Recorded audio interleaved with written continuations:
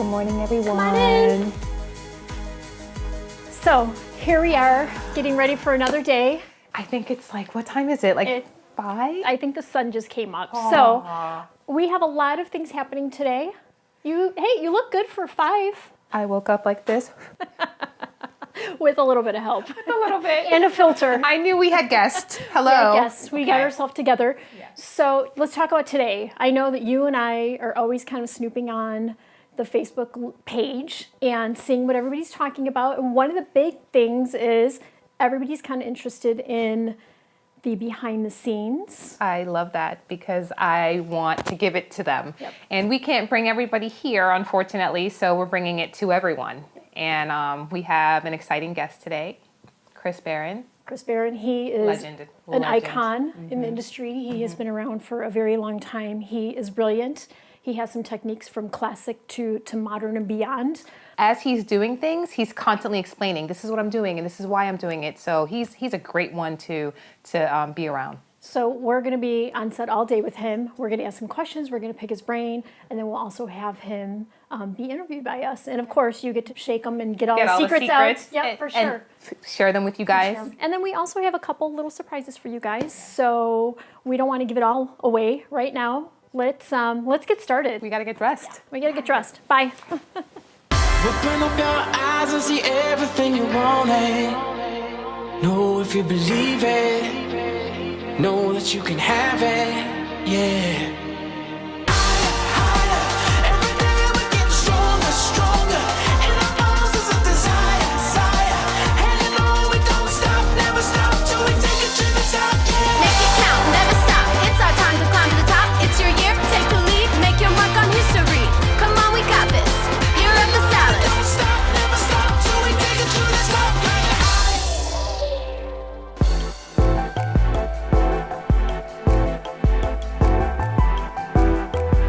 At one time, I was really ego-driven, and it was really about holding on to my ideas, claiming things that were mine. And now, I just find that the more you give it away, the more you come up with other great ideas, have great thoughts as well. So, to me, it's just about sharing and giving and to help other people grow and change the lives of other people, rather than just thinking about yours.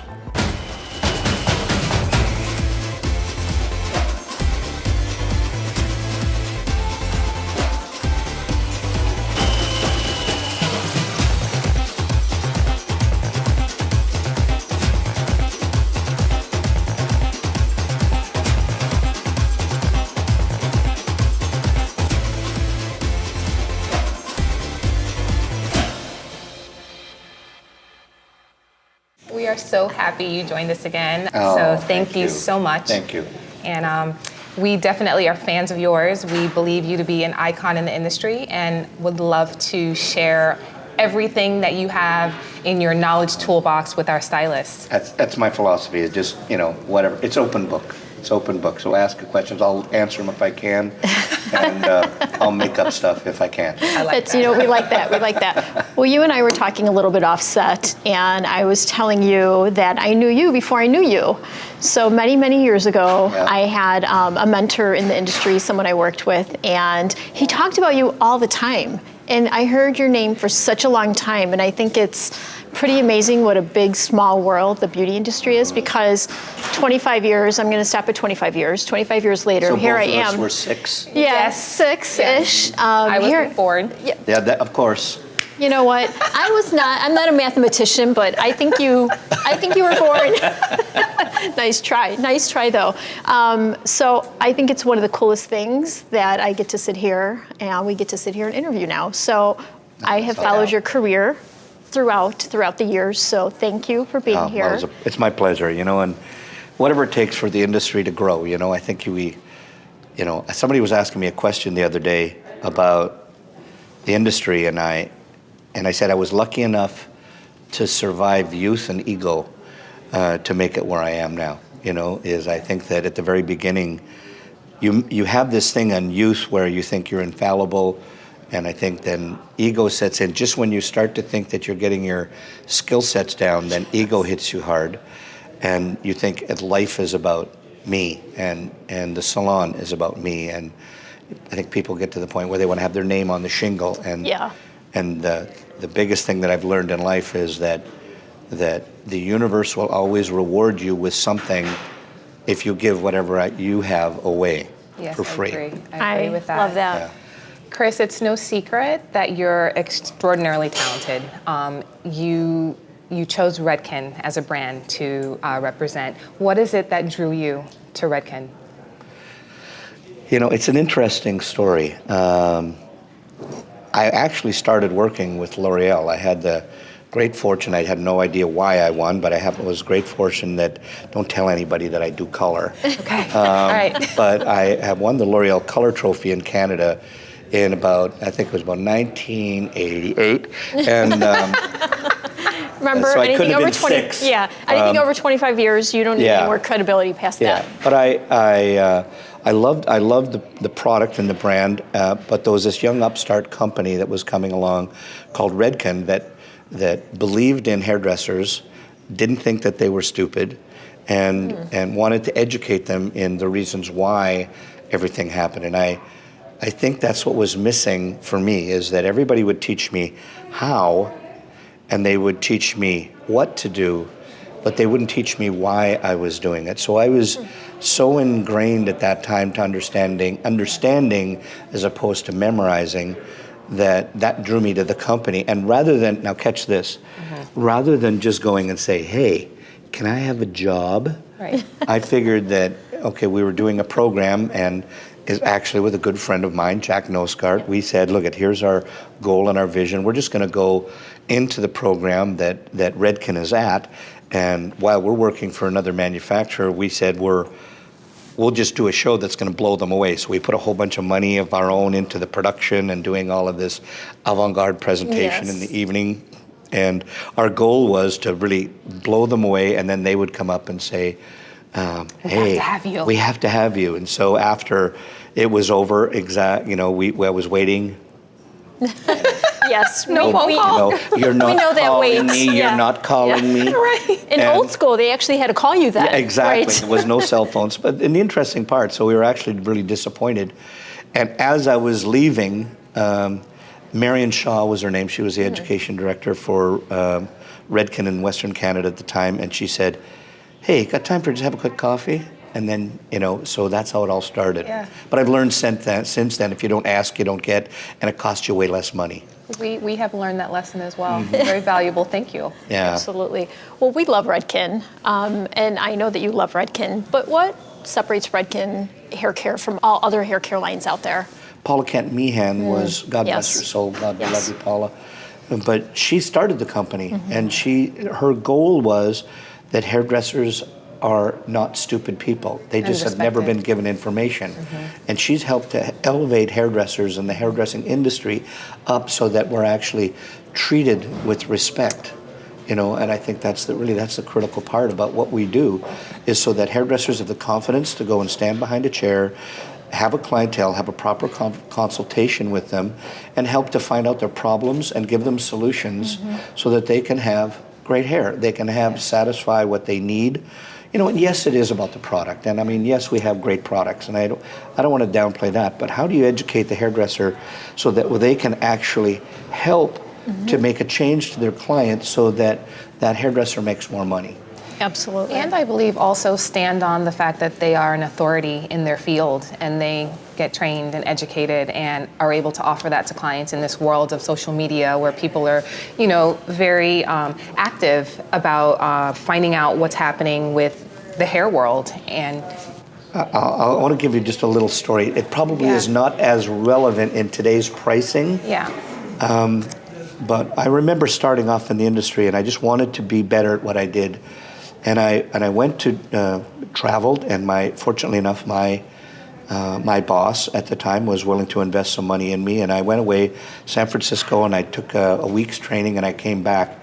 And now people are going to laugh when they hear this because we're talking about pricing, but I was working in Saskatoon, Saskatchewan at that time, working at the My Fair Lady Beauty Salon. Love it. And We love it because I think everybody thinks that you always start at the top and then you go further, Oh, no, but no. we've all started, you know. At My Fair Ladies. Yeah, My Fair and let me Ladies, tell you, yes. my hair. Here's the weird part.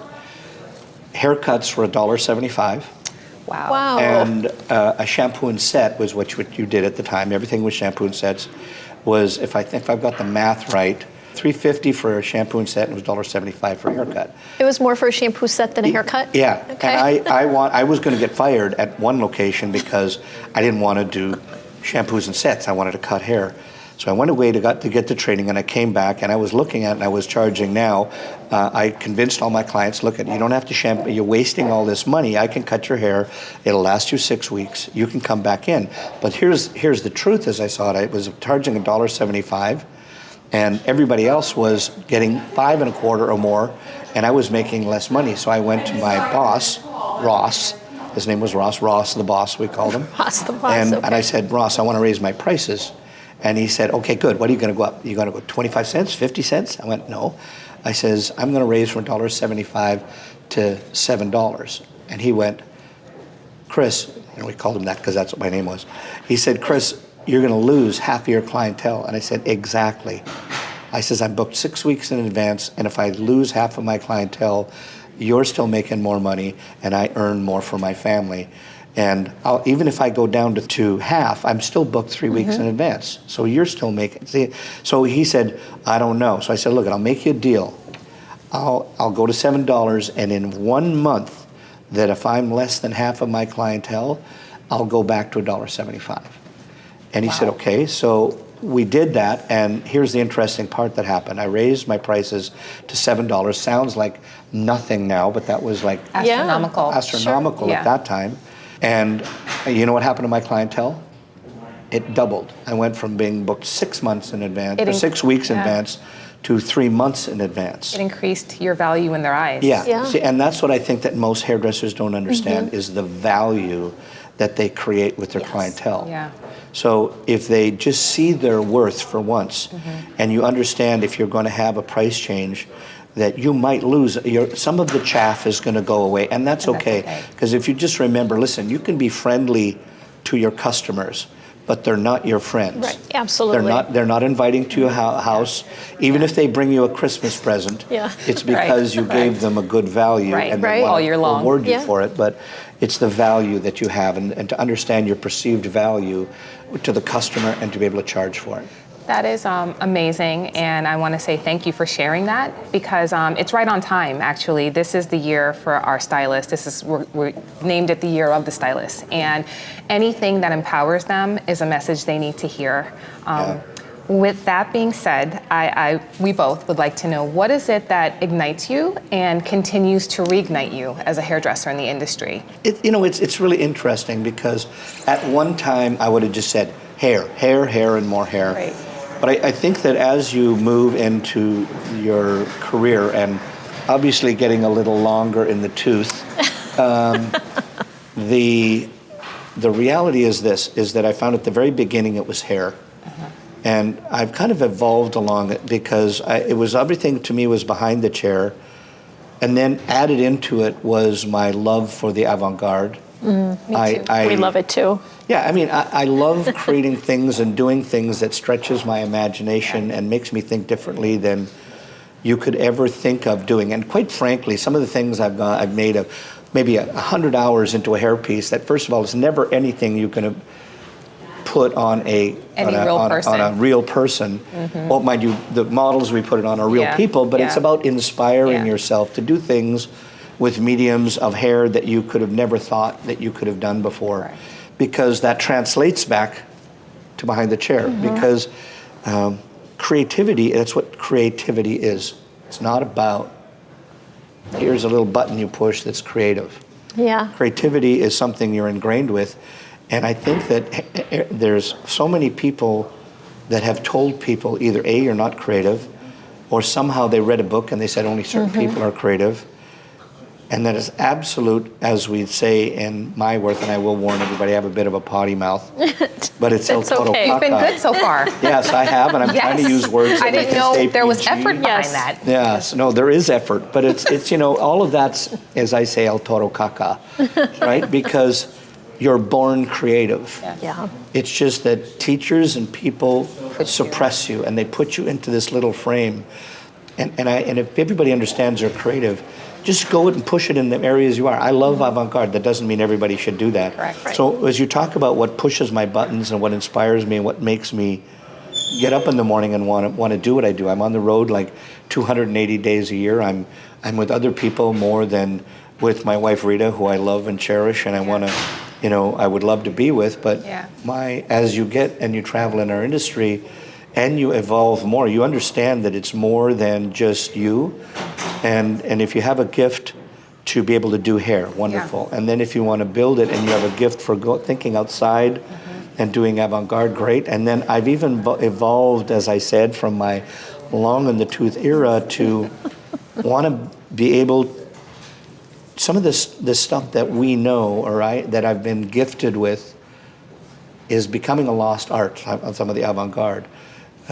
Not only that, but just being gifted by my teachers. Just so you know, like before every morning I do my gratitudes in the morning because I find it puts my head in the right space. And I thank my teachers every morning because I wouldn't be who I am if it weren't for my teachers. Now I've found that I always thought that God put me on the earth to be the best hairdresser I could be, even though I didn't know it when I got into it because it wasn't my choice. But I now realize that God put me on the earth to be a teacher. Because once you're gifted with stuff, and if you leave, or whatever reason in the industry, I mean, we all know we're going to leave, or there's the inevitable. But if you don't pass that on, then, you don't leave a legacy behind. You don't help anybody behind that. So that's where what inspires me now is maybe not what inspired me 20 years ago. It was just hair. Sure. And then it was only photography and avant-garde and awards for what that is. And now, to me, it's pass on. Stop hogging Chris. I need to ask him a question. I will keep going. We need to share Chris. Yes. We need to share Chris. It's my turn to ask him. So as an artistic director for Redken, you're very influential on what is happening as far as styles that your educators are putting out. Can you maybe talk about some trends that you're seeing for spring, summer, even evolving into fall, winter? We'll take whatever you are forecasting for our immediate future. Well, on one side, I love trend.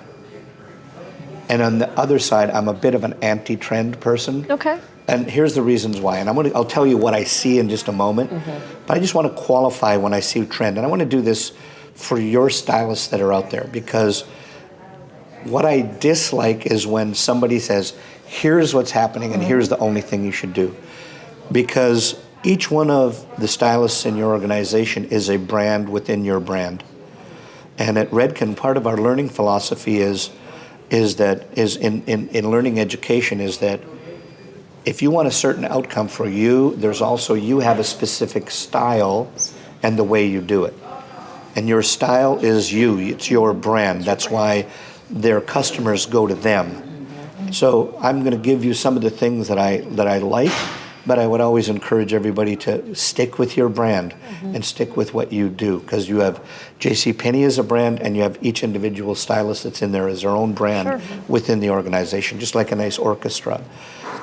Right now what I see is I'm kind of moving from where everything was flat ironed and perfectly smooth and very, and you know I'm what, just you kidding. have that hair. I have I'll like bet you 5 pieces of hair, exactly, so. and you probably get up in the morning and you just can either take a little touch of your flat iron or, give it one of those. Like we did earlier. Like we did earlier, and your hair looks wonderful as that. So when I say messy and done, it doesn't mean that the hair should go purposely being undone, but I think that customers right now have spent so long putting their flat iron in their hair, which is, not, again, not a bad thing. I'm not saying get away from your flat absolutely. irons. Yep. But what I am saying is that if we can, hair is starting to get a little more natural.